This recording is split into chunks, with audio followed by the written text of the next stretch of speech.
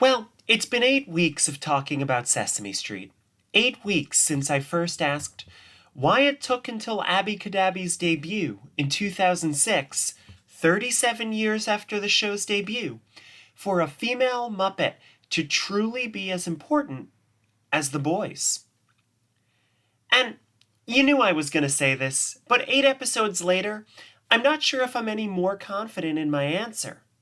We've had some clues along the way, but as we've discussed, this is not exactly a question with a simple answer, and every question leads to 30 more. At the very least, it is a good excuse to talk about some characters who don't usually get fan attention. So there's that, you know? This episode marks the end of my first season, in which we covered most of the recurring female Muppet characters introduced on Sesame Street prior to 1980. These characters were, of course, Betty Lou, Roosevelt Franklin's mother, Granny Fanny Nesselrode, Prairie Dawn, Franny, Smart Tina, Suzetta Something, Tina Twiddlebug, Tessie Twiddlebug, and Rodeo Rosie. That's not everybody introduced in the 1970s, as I know some of my listeners are thinking. Early in this series, when it was time to plan everything, I made myself a chronological list of every recurring female Sesame Street Muppet, so I know exactly who I skipped. First of all, I know I skipped family members.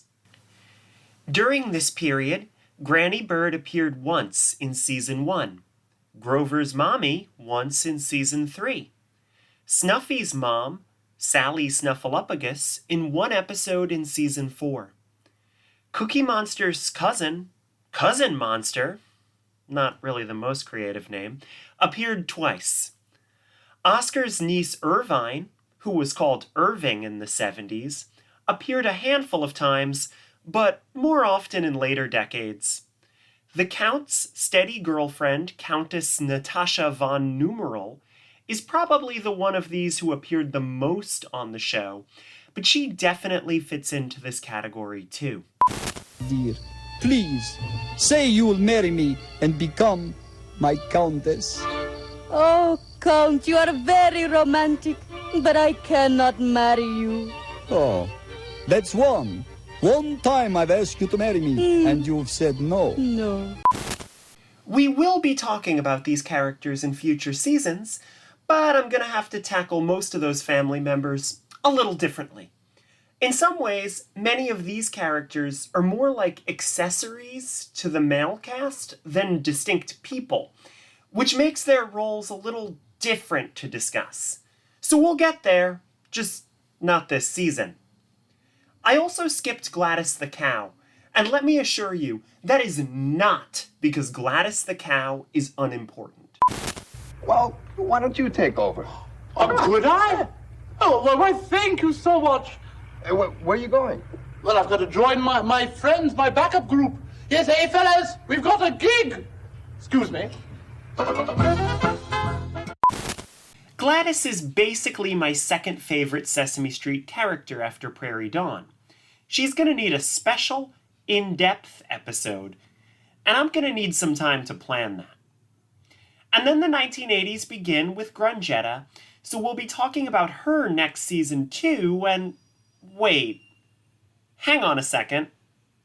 My notes say 1976 introduces a character named Winnie Wiggins? Who is Winnie Wiggins? Well, hi there. Hi. Well, why, my name is Winnie Wiggins. Nice to meet you. My name's Maria. That's an M word. Did you know that? M, Maria. That's the first M word I heard today. That's a really nice M word. I like the way it starts off your name. Maria. Yeah, that's terrific, yeah. Hoo boy. Alright, I guess we're not done here. We've got work to do this week after all. Plus, we'll catch up on some things we missed regarding Granny Fanny Nesselrode, Betty Lou, and Prairie Dawn. I'm B for Becca Petunia, and you're listening to the Season 1 finale of P for Prairie Dawn Companion. Ladies and gentlemen, the Starlight Hotel takes great pride in presenting the world's favorite 6-year-old entertainer, Miss Prairie Dawn! Come on, girls, girls,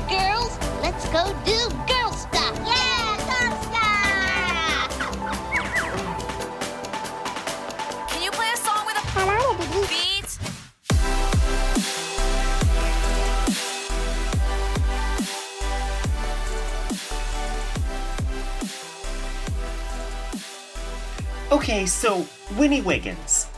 The thing about Winnie Wiggins is that I've never been more certain that a character stopped appearing because people didn't enjoy her.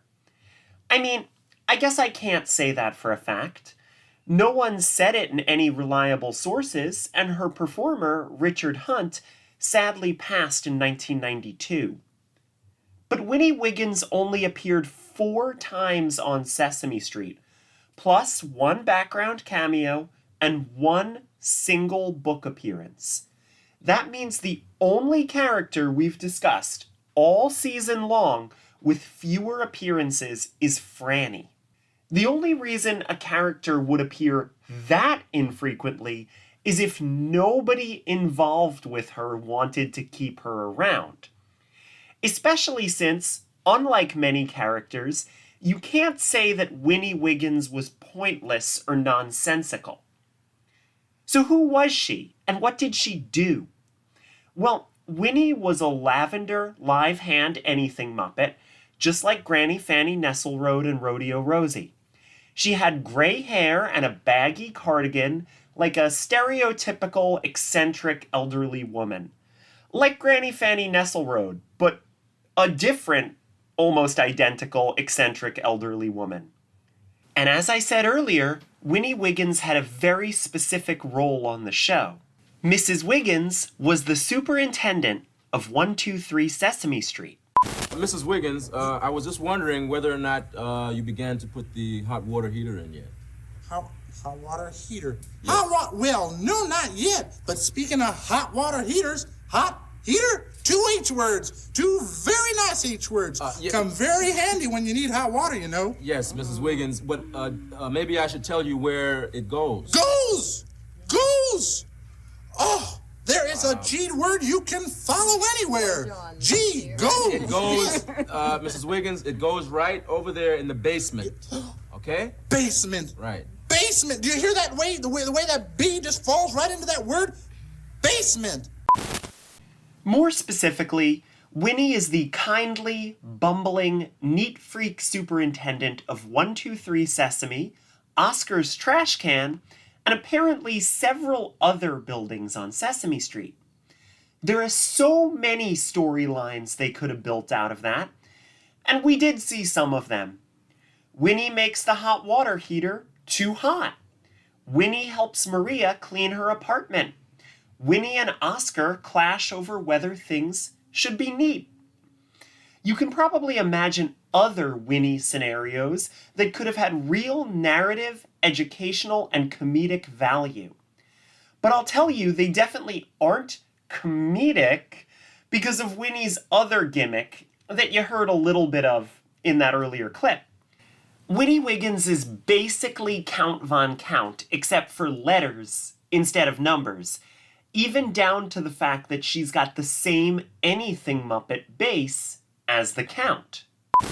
But instead, I think perhaps I will have some duck. Yeah, there's a nice D word, duck. Roasted duck, that is. And, then maybe perhaps some dates. There's a good, dependable D word, dates. Yeah, and dill pickle. D for dill. Yeah. D for dill. Dill pickle, maybe.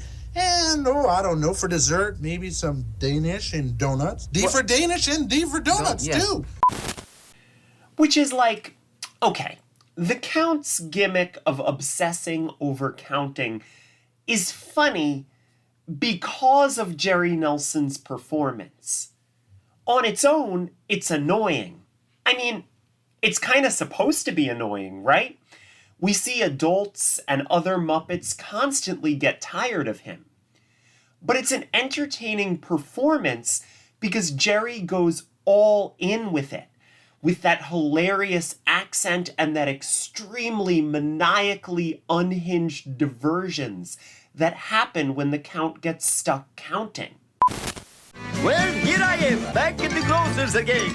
You know, I like to go shopping, but I love counting so much it's very hard to get any shopping done. Oh, 1 potato, 2 potatoes, 3 potatoes, 4, 5 potatoes, 6 potatoes, 7 potatoes, more, 8 potatoes, 9 potatoes, even more than 10. Oh, let me count the potatoes over and over again. Winnie Wiggins is, I'm hesitant to use this word, but Winnie Wiggins is subtler. She's not subtle, but she's more natural in that she's just an old woman who kind of rambles. It's not the Count. It's a worse version of Granny Fanny Nesselrode who likes the alphabet, which is also something that Granny Fanny Nesselrode liked. It's so weird to me that there's a Richard Hunt character who isn't funny, because his stuff is always among my favorites. I mean, I already said Gladys the Cow is my second favorite Sesame Muppet. But Winnie Wiggins just isn't funny. Anyway, in the Sesame Street cookbook from the 70s, she makes some kind of alphabet cereal casserole. I'll make it one day. And that's all I could ever say about Winnie Wiggins, which explains, really, everything about her. Okay, so let's check in on some of those other characters. Firstly, ToughPigs reader David H., aka Splurge, deserves a radish for finding some scans from the From Here to There coloring book, the 1978 coloring book that featured Granny on a unicycle on the cover. Now, I can conclusively tell you that a lot of this coloring book is about Granny Fanny Nesselrode. The Sesame Gang are competing in a race, the From Here to There race, and we see Granny on her unicycle several times in the book. She's got fans cheering her on, and she's knitting to help her keep pace, saying, knit 1, purl 2, knit 1, purl 2. She wins the race and reveals that what she's been knitting was a scarf that says, Granny is a winner. That's a lot for a character I guarantee 99.99% of kids were not excited to see for a second. Okay, is that enough Granny Fanny for you? Let's shift gears to two characters we're never going to be done with, Prairie Dawn and Betty Lou.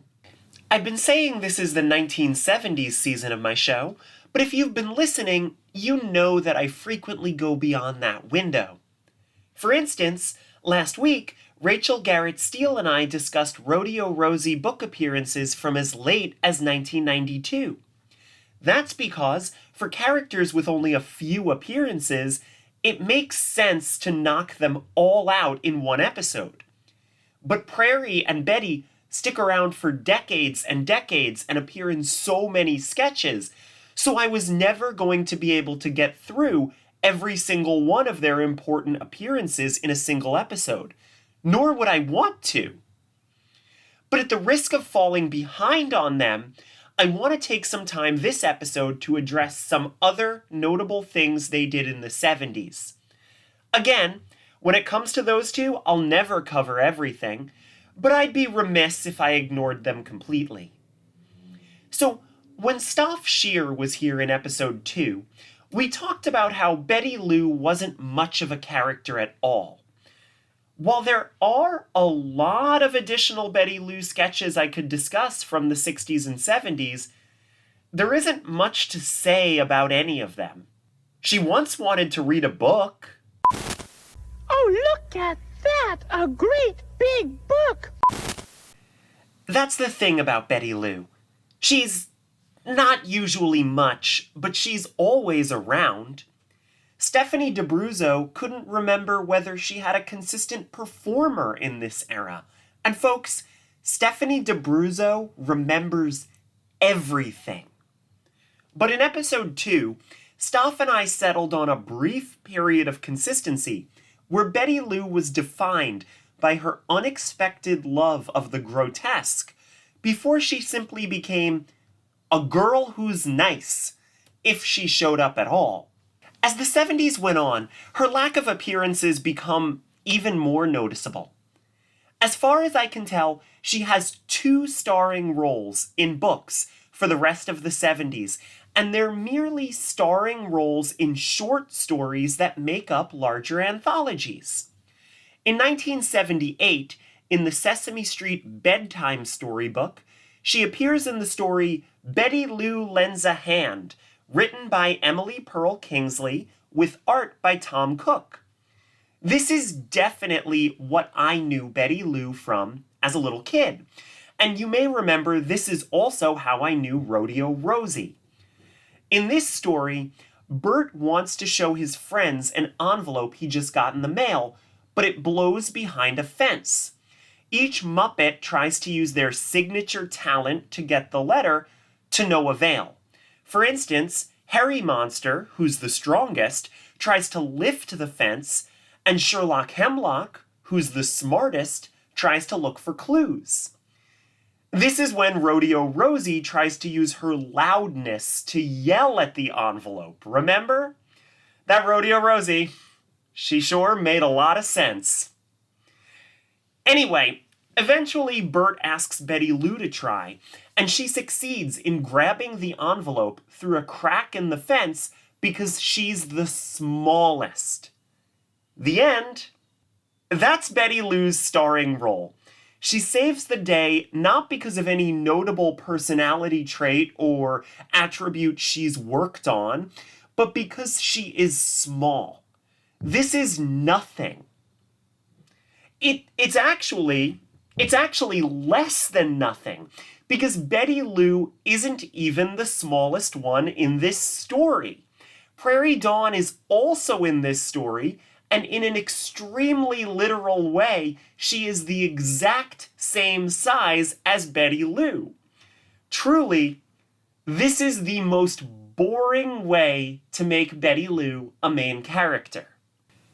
In the same year was a better attempt. In the classic Super Grover comic anthology, The Exciting Adventures of Super Grover, also by Kingsley with art by Joe Matthew, Betty Lou appears as the star of a one-page advertisement parody. That's right, it's an old comic book, so there needs to be a parody of a Charles Atlas ad. And who's a better wimp than the so-called 98-ounce weakling Betty Lou? In this ad, Betty Lou is bullied at the beach, just like Mac was in the original Charles Atlas ads, and as in those original ads, she dreams about getting swole to take her revenge. Things sort of diverge from the original ads when Betty Lou realizes very quickly that getting revenge like that seems pretty boring. "Gee, I'd rather play football," Betty Lou yells. The comic ends with Betty realizing the best way to solve her problem is to tell the bully that he isn't being nice, and the bully apologizes. There's some fun stuff in here. It's building off of the same thing as that last story we discussed, that Betty Lou is the smallest, but throws in that fun twist of her being full of contradictions, that Staff and I were talking about, by having her love football. It also has some fun stuff with Betty getting extremely angry, vengeful, and then assertive, all things we don't usually associate with little girl characters. I love this comic so much.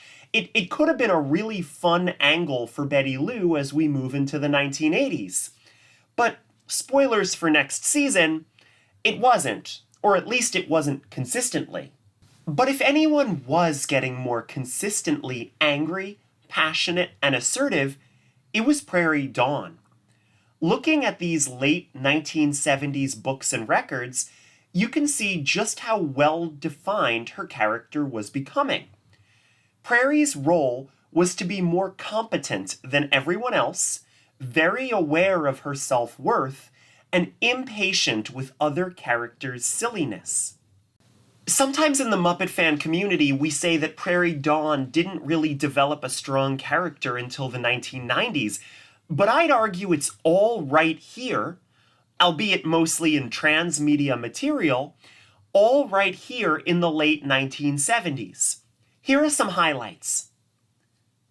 As I told my pal Rachel when discussing Tales of Sesame Gulch by Ruth Anna Long with art from Tom Cook, Prairie Dawn shows up in this alternate universe as the main character of the short story Prairie Dawn of the Pony Express.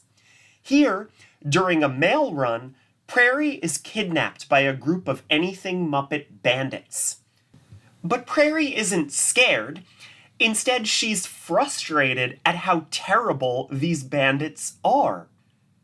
And if I can do my best Southern accent, which I guess is my best Rachel Garrett Steele impression, if this ain't the sorriest looking gang of owl hoots I ever did see, says Sesame Gulch Prairie Dawn.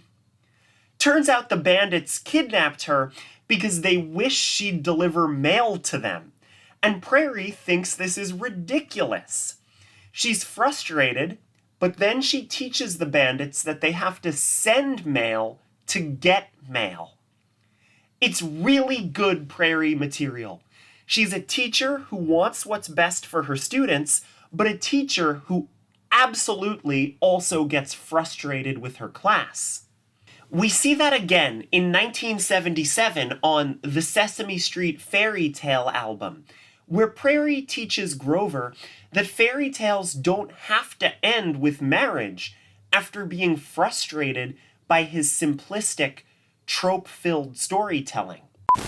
Wait a minute. That's ridiculous, Grover. Why should she marry the prince when she never even met him? What if she didn't like him? Why couldn't she just go back to her castle and ride her horse or open a lemonade stand or learn to read instead of getting married? But Prairie Dawn, fairy tales always ended like that, with everybody getting married and living happily ever after. Oh no, Grover. There are lots of fairy tales that don't end like that. Really? Of course. Would you like to hear one? Certainly. I am most curious. All right. It's Prairie Dawn as a feminist, and let's remember that character seed because it's going to show up again. In 1978, on the album Fair is Fair, Prairie Dawn sings I'm a Person, a song about how she has feelings and interests that go beyond her just being small, the direct opposite of the lesson of Betty Lou Lends a Hand. I'm a person, even though I am very small. This year, we also see Prairie in the same two books as Betty Lou, The Exciting Adventures of Super Grover and the Sesame Street Bedtime Storybook. And folks, it really seems like Emily Pearl Kingsley loved writing for Prairie. I should really reach out to her. Producer Joe, let's reach out to Emily Pearl Kingsley at some point. Can you write that down for me? Anyway, in the Super Grover book, Prairie is starring in the school play of Goldilocks and the Three Bears, and Grover is starring in his occasional role of ruining Prairie's life. Apparently unaware what plays are, Grover is convinced that Bert, Harry Monster, and Ernie are real bears menacing Prairie Dawn, and flies in to save the day by taking them to the zoo. Prairie is obviously furious with Grover's hijinks. It's that Fran and Frank dynamic played out on paper rather than in fleece. It's exactly the dynamic we want for these two characters, and it's beautiful. And the best part is, there's no doubt of Prairie's passions and priorities when she grumbles, "Now I'll never get to be a star," in response to Grover destroying everything. Her friends being in the zoo? That's secondary. Prairie looks out for number one, and I adore that. And of course, if you've been on the ToughPigs Discord, you know that one of my favorite emojis to use is Frustrated Prairie, a kind of blank, office-style look into the camera of Prairie Dawn in her pajamas. And that comes from the Sesame Bedtime Storybook. Here, Prairie is once again tortured by Grover's naivete, as her friend doesn't understand how bedtime stories work. In other words, there's a character here. In basically all her starring appearances, We know exactly who Prairie is. She's strong, she's funny, she's often relatable, and yet there isn't much of her. As we've said, she's barely on the show in the late 70s, save for some re-aired pageants. Prairie Dawn is an important character in the 70s. Just to reiterate my initial point on this show, maybe not as important as the boys. And you know, as we're here at the ending of season 1, I think that's so important to address again. What was Sesame teaching girls in the 1970s when so many of these characters were basically non-existent? And the one who did exist was largely appearing in books, not on the show itself. You know, Stephanie D'Abruzzo talked about how she was told, again and again, that boys won't watch shows about girls. And I've seen the data too. You know, my favorite book, Hearth and Home, discusses the same thing. But I'm still struggling with that. Because despite what Rodeo Rosie might believe, Sesame Street isn't Gunsmoke. Sesame didn't exist simply to sell products during commercial breaks. It's supposed to be teaching kids. And shouldn't boys learn that girls have strong personalities too? That girls can be fun? And don't girls deserve to learn that too? Obviously, I think Sesame does a better and better job of this as time goes on. We mentioned this, you know, I mentioned Abby and Zoe and Rosita and Gabrielle and Ji Young and Neve.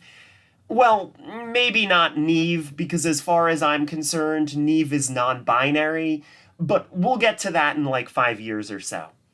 But anyway, the 1970s? The 1970s are just leaving me feeling cold. You know, there's one important thing Prairie Dawn did on the show in the 1970s that I didn't talk about.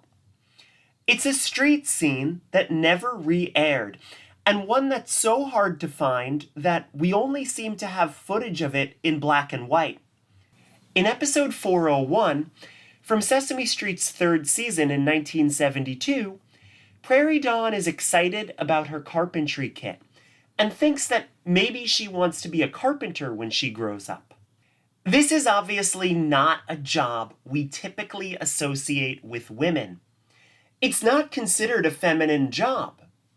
But Molly, the human mail carrier with a short tenure on the show and a loud singing voice, tells Prairie Dawn that she shouldn't let that get her down.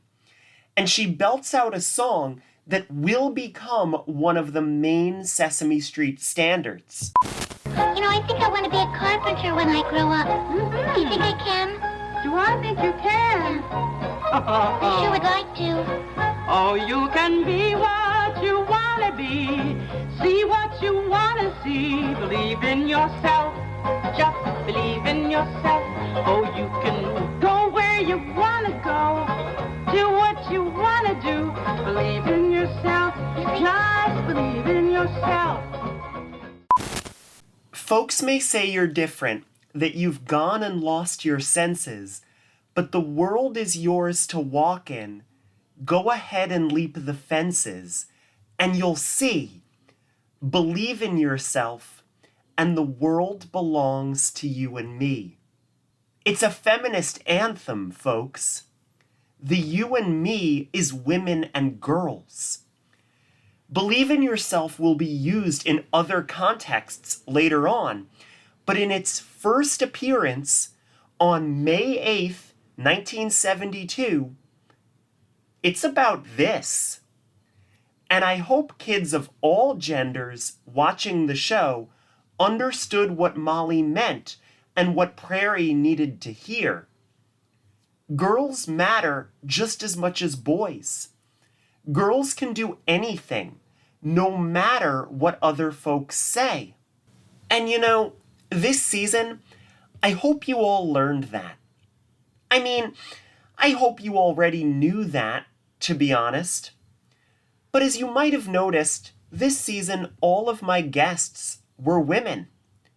All different kinds of women, with all different jobs and passions and interests. Puppeteers, obviously. We talked to a couple puppeteers. But also writers, composers, artists, clowns, actresses, human rights advocates. Young and old, transgender and cisgender. But we're all women, and we're all important. And you know what? I'd like to think, regardless of your gender, you all found us worth listening to. And I don't know. I guess in my heart, I hope that the viewers of Sesame Street could feel the same way about women. I like imagining a world where women can do what they want to do, so long as we believe in ourselves. I hope that when I come back next season and look at Sesame Street in the 1980s, we see a world where the Muppet characters better reflect that. I know that Sesame kept trying, and I know one day the show will succeed in this. Now, if only the real world could succeed in this too. Thank you for listening to Season 1 of A Prairie Dawn Companion. I want to thank you all for taking the time to join me on this journey. This project has really been a dream of mine for years, and it's been so wonderful to finally bring it to life. So I want to take a second to thank everyone that I usually thank in the end credits. So first of all, thank you to my executive producer, Joe Hennes. Without you, this show really couldn't exist. I want to thank the Muppet Wiki team, especially Scott Hanson, Tony Whitaker, and Shane Keating. You guys really helped me with the immense amount of research this show required. I especially want to thank Tony and Shane, who helped me find so many of the rare clips required, often at a moment's notice. Every girl needs a squad who'll find Winnie Wiggins clips for her at the drop of a hat when she realizes that she'd forgotten to talk about her until the last episode of her podcast's first season. I want to thank Michael Davis for his irreplaceable book, Street Gang, which really helped me get a picture of the early days of the show. Even if Michael Davis and I have distinctly different opinions about Zoe. I want to thank my crack team of beta readers, Michal Richardson, Katilyn Miller, and Eli Lee. These folks were especially useful on the early episodes, when the premise really needed to be hammered out, and it was so good to ask 3 of the most talented writers I know if I was making any sense at all. Shout out to Michal for suggesting the title, A Prairie Dawn Companion, in the first place. And of course, an extra special thanks to Eli Lee, who repeatedly put up with me needing to ignore them so I could read 16 picture books about a cowgirl with teeth. Thanks to all my friends who appeared as guests. Staff Shear, Christy O, Drake Lucas, and Rachel Garrett Steele. You gals are so special to me, and I'm so glad you could share your passions and knowledge with the world. And of course, thanks to Fran Brill and Stephanie DeBruzzo, not only for appearing on my show, but also for bringing Prairie Dawn and everyone else to life. And while I'm at it, thanks to the entire team at Sesame Workshop for creating a special show and letting me create my own project about it. Thanks to my family at ToughPigs. Thanks for making a space where shows like this can exist. And thank you at home for listening. Please, if this show was interesting or fun or taught you something, please rate and review it on your podcatcher. But more importantly, tell a friend. Also, I guess I can say that you can find me on the ToughPigs Discord or on Blue Sky at Tall Girl Petunia. Say hi. And in conclusion, I want to remind all the women and girls of the world that you can be anything, because you really are quite remarkable.